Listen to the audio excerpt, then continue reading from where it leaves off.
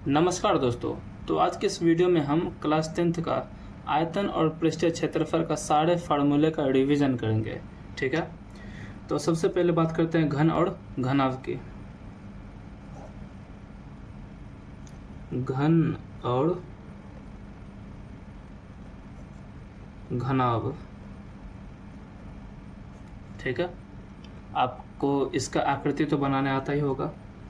तो घन कुछ इस प्रकार बनता है जिसके चारों भुजा क्या होते हैं, आपस में बराबर होता है। अगर इसकी लंबाई L है तो चौड़ाई भी L होती है और ऊंचाई भी L होती है। और अगर हम घनाभ बनाएं तो घनाभ क्या होता है, एक माचिस की डिब्बी की आकृति का होता है।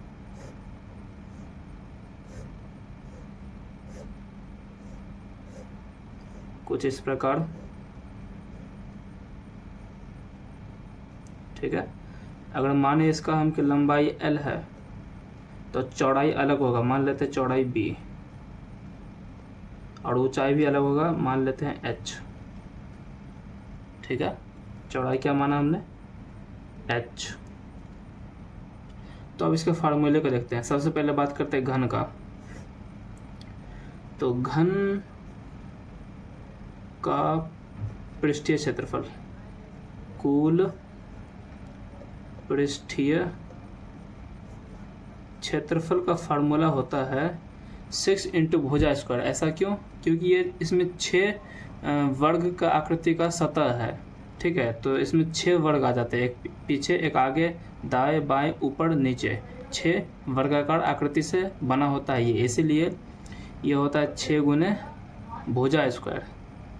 क्योंकि वर्ग का क्षेत्रफल होता है भुजा स्क्वायर, तो उसे 6 से गुना कर देते हो तो आ जाता है हमारा घन का कुल पृष्ठीय क्षेत्रफल। तो क्योंकि हमने भुजा को माना है L, तो क्या हो जाएगा 6 इंटू L स्क्वायर। अब इसके आयतन को लिखते हैं, घन का आयतन। तो घन का आयतन का फार्मूला होता है भुजा का क्यूब। भुजा का क्यूब, भुजा है L तो L क्यूब हो जाएगा। अब बात करते हैं घनाभ की। घनाभ का कुल पृष्ठ क्षेत्रफल, क्षेत्रफल का फॉर्मूला होता है 2 गुने लंबाई गुने चौड़ाई प्लस चौड़ाई गुने ऊंचाई प्लस ऊंचाई गुने लंबाई। ठीक है, लंबाई चौड़ाई ऊंचाई अगर हमें दिया रहे तो इस फार्मूले का यूज करके इसका कुल पृष्ठ क्षेत्रफल का फार्मूला लगा के हम निकाल सकते हैं। ठीक है, घनाभ का आयतन, घनाभ का आयतन का फार्मूला होता है लंबाई गुने चौड़ाई गुने ऊंचाई। और देखिए, कभी कभी हमसे पूछता है घनाभ का विकर्ण की लंबाई, तो इसका कुछ ना कुछ विकर्ण होगा और इसके 2 विकर्ण होंगे, तो दोनों विकर्ण की लंबाई आपस में बराबर होती है। तो हमें अगर पूछा जाए कि विकर्ण की लंबाई क्या है, तो उसका भी फार्मूला होता है घनाभ का विकर्ण होता है √L square plus B square plus H square. तो जैसे घनाभ का विकर्ण है वैसे घन का भी विकर्ण होगा। ठीक है, तो घन का विकर्ण √, देखिए घनाभ में लंबाई चौड़ाई ऊंचाई अलग अलग था, लेकिन घन में क्या होता है, लंबाई चौड़ाई ऊंचाई सब सेम है। तो L square plus L square plus L square, क्योंकि हमने सभी भुजा को L लिया है, तो क्या हो जाएगा रूट के अंदर 3L स्क्वायर, तो √3L स्क्वायर रूट से बाहर आ जाएगा तो L हो जाएगा। तो घन का विकर्ण का फार्मूला क्या हो जाएगा, √3 इंटू L। अब बात करते हैं बेलन की। ठीक है, बेलन की बात करते हैं। नंबर 2, बेलन। बेलन का सबसे पहले पृष्ठीय क्षेत्रफल देखते हैं। ठीक है, तो बेलन का आकृति तो आपको आता ही होगा, कुछ इस प्रकार का होता है।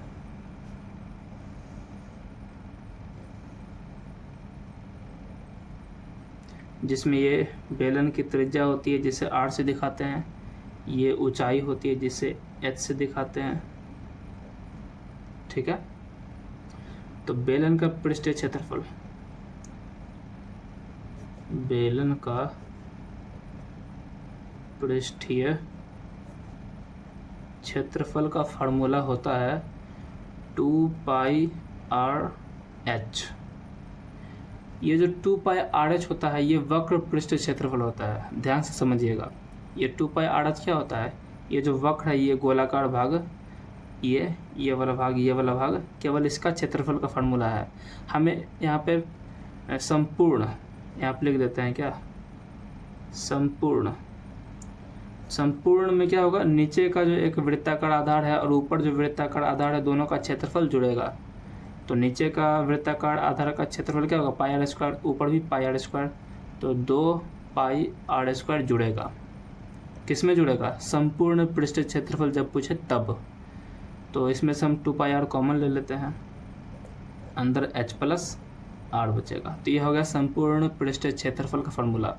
तो वक्र पृष्ठीय क्षेत्रफल का फार्मूला क्या हो जाएगा, 2πr(h). बेलन का वक्र पृष्ठ क्षेत्रफल का फार्मूला होगा 2πr(h). आयतन की बात करते हैं। बेलन का आयतन, इसका फार्मूला होता है πr²h। ठीक है, अब बात करते हैं हम लोग शंकु का। 3 नंबर शंकु। तो शंकु जो होता है उसका आकृति कुछ इस प्रकार का होता है, कोन वाले आइसक्रीम की तरह।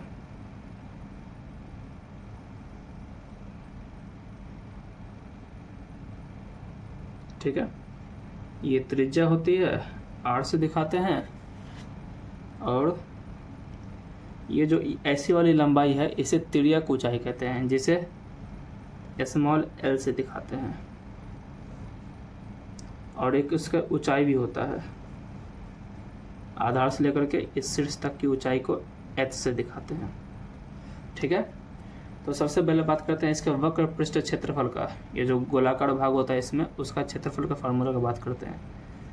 तो शंकु का वक्र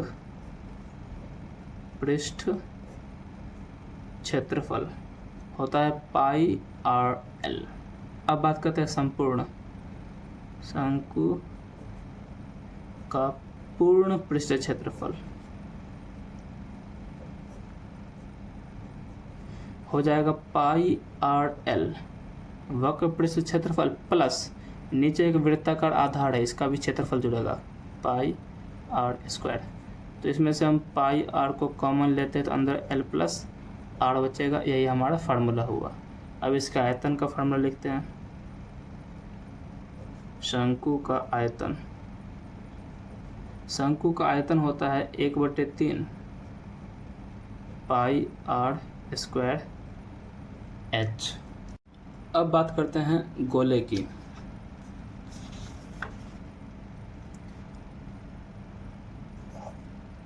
गोला, तो आपको अच्छे से पता होगा कि गोला की आकृति क्या होती है।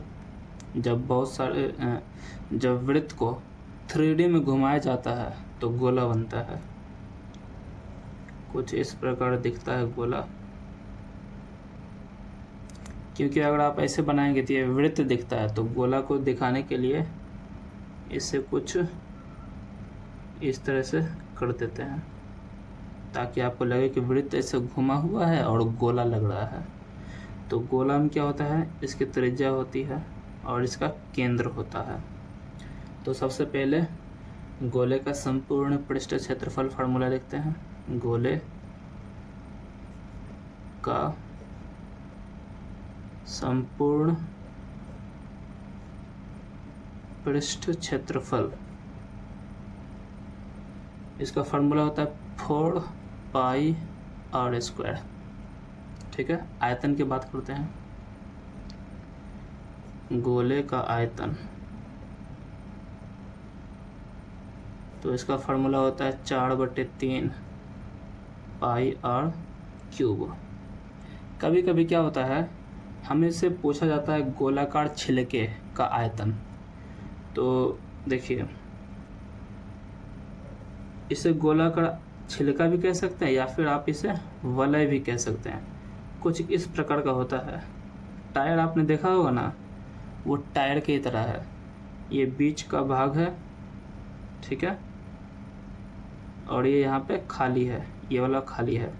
तो इसमें हमारे पास दो त्रिज्या आता है। एक इस बड़े वाले गोले का त्रिज्या जिसे हम कैपिटल आर से दिखाते हैं, और एक छोटे वाले गोले का त्रिज्या जिसे हम स्मॉल आर से दिखाते हैं। तो हमसे पूछा जाएगा ये वाला भाग है इसका आयतन।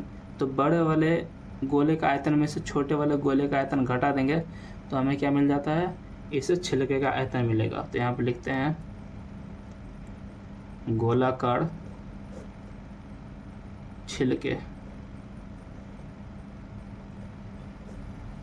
का आयतन क्या होगा, बड़े वाले गोले का आयतन 4/3 pi capital R cube minus छोटे वाले का आयतन 4/3 pi small R cube. Common ले लेते हैं 4/3 पाई को, क्या बचेगा R cube minus small R cube. अब आते हैं अर्धगोला पर। 5 नंबर अर्धगोला। तो इसमें सब कुछ गोला का आधा आधा हो जाएगा। तो ये कैसा दिखेगा, ये कुछ इस प्रकार दिखेगा आपको।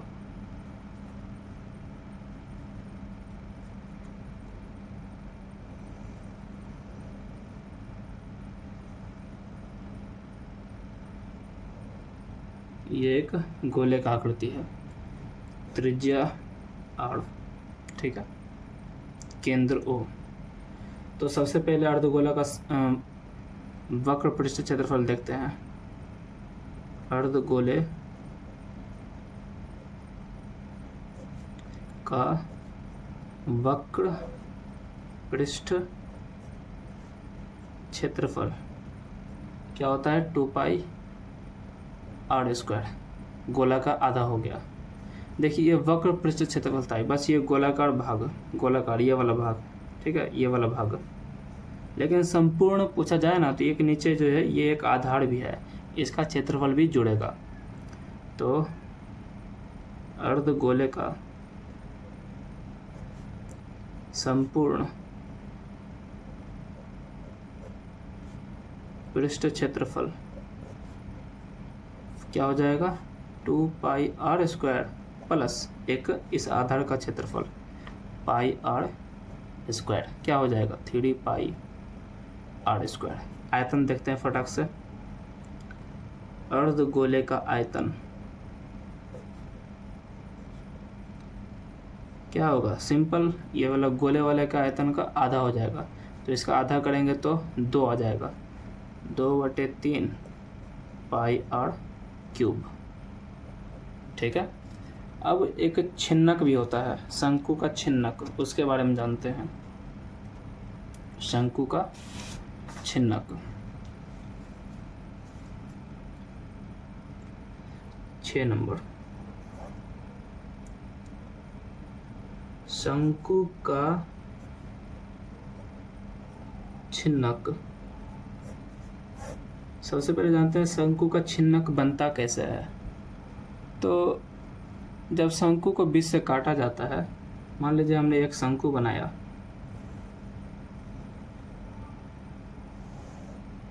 ठीक है,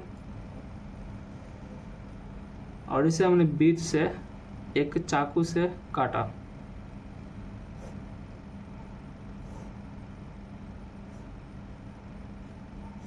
ठीक है, ये कुछ प्लेन था उससे हमने ऐसे काट दिया, तो ये दो भागों में बट जाता है।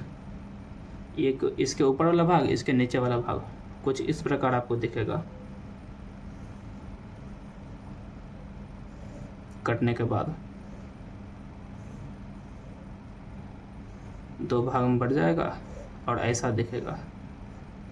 तो ये जो ऊपर वाला भाग है इसे क्या कहते हैं? शंकु का छिन्नक। इसे बड़ा बनाते हैं अच्छे से।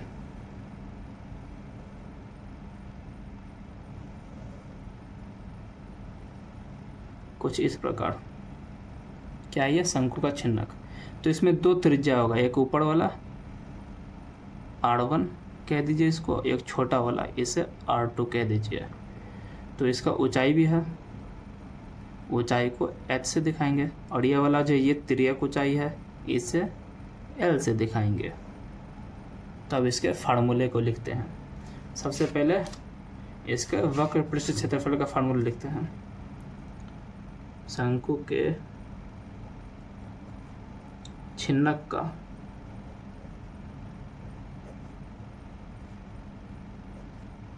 वक्र पृष्ठ क्षेत्रफल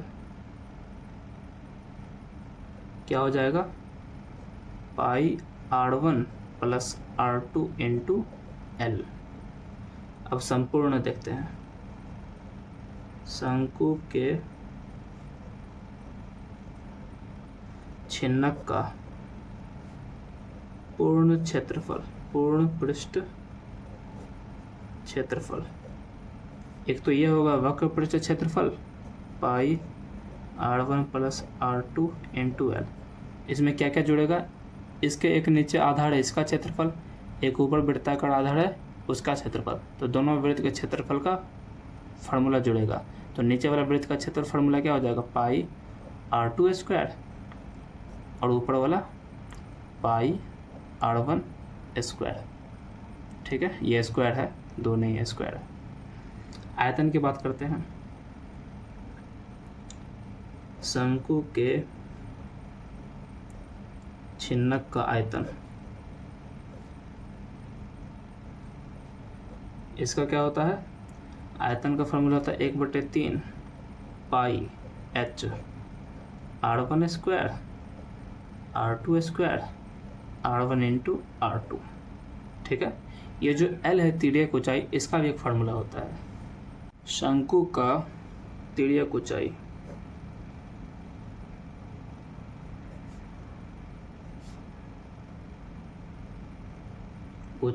L, इसका फार्मूला होता है √h square plus R1 minus R2 का होल स्क्वायर।